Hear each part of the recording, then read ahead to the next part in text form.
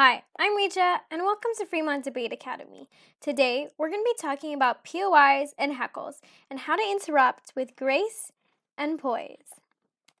So, I found this really cute cartoon of these two guys telling each other that they shouldn't interrupt one another. And I thought it was really relevant to today because today we're going to learn how to interrupt someone. But don't worry, it's going to be respectfully and only in a debate. So, let's get started. The first thing we're talking about is POIs, or points of information. And what they are when you ask a question or ask for clarification that can highlight the holes in your opponent's case and put them on the spot. So, to break it down a little bit, the purpose of a POI is to strategically phrase a question to point out a flaw in a case. So, this would be like a logical fallacy. And what this is like when your reasoning is faulty or doesn't make sense. Another reason is to force your opponent to agree with you. So a lot of times your opponent might contradict themselves or they might accidentally support your side. And so using a POI is a great way to call them out. Lastly, a POI is used to distract and fluster your opponent.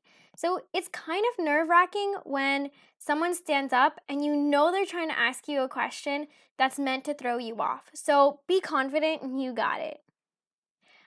So when giving POIs, you should only give POIs to your opponents. Don't give it to your teammates. I mean, you don't want to make it any harder than it already is to give a speech. On top of it, throughout the debate, you should be giving about 1 to 2 POIs, and I'll tell you why in a few slides. So here's some rules about giving POIs. A POI must be a question, so don't stand up and give a comment. Always phrase whatever you have to say in the form of a question. In addition, it can't be longer than 15 seconds, so it should be a relatively short question. It can also only be given during the constructive speeches, which are the first 4 speeches in the debate. So this would be your Proposition 1, your Opposition 1, your Proposition 2, and your Opposition 2. So your third speakers don't have to take PIs. However, don't worry, first and second speakers, you still got something. It can only be given between the first and fourth minute. So first and second speakers, your first minute and your last minute of your speech are what you call protected time. So no one can give you a POI during the first or the last minute. So a little bit about receiving POIs. So this is on the other side. It's not necessary to take all the POIs given to you. So this is why I said you should offer at least 1 to 2 POIs throughout the debate. That way you give your opponent enough chances to actually answer one. However, we do suggest that you take at least 1 POI, and I'll explain why in the next slide.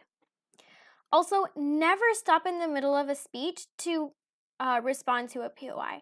So if you're speaking and someone stands up to give you a POI, just finish your thought, finish your sentence, and then respond to them.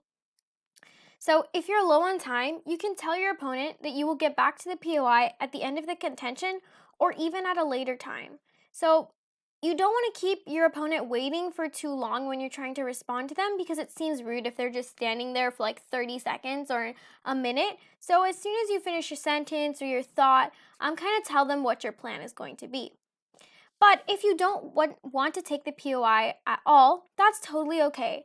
And just politely motion your opponent to sit down or say, "Not at this moment, thank you." So some tips about POIs. Answering POIs well and asking good POIs is encouraged because it makes you look more interactive in the debate. So this is especially important for your Proposition 1 speakers because you're the first person to speak in the debate. And technically after that, you don't have to do anything. So it's really good to show that you're actively participating in the debate, and the judge will know that you care and that you're active, and it'll help you gain better speaking points. And that actually leads me to my next point, which is that taking a POI can earn you higher speaker points. And this is because, if you can respond to somebody's question really well, then it shows your understanding of the topic. And so a tip to answer a POI well is to always have confidence when you speak. Don't stutter. Even if you 100% don't know what you're saying, just act like you do most of the time. That's a really good way to show that you know what you're talking about, and the opponent can throw any curveball at you and you can handle it. And so if a judge sees that, they're more likely to like you and think that you know what you're talking about, which is why we suggest that you take at least one POI so that the judge knows that you know what you're talking about and that you didn't just like memorize a speech. However, in the case that you were unable to respond to a POI, you can always tell the judge that your partner will address it at a later time. And this is going to help you because it gives your partner time and you more time to think about how to respond to the POI, but only use this as the last option. Okay, so I know I talked a little bit about standing up to give a POI. So yes, there's actually a way to give a POI. And so in order to ask a POI, you stand up with your palm facing upward and then you would say POI. And then whoever's speaking, they'll definitely see you and hear you, and then they'll respond to you as soon as they can. Okay, now that we've done POIs, let's talk a little bit about heckles. So heckling is another way of speaking when it's not your turn. Heckles are to disrupt your opponent while giving their speech or to point out something in their speech. So some of the rules.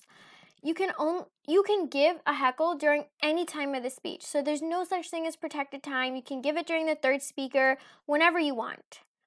But it can only be a maximum of 2 to 3 words. So it has to be really, really short.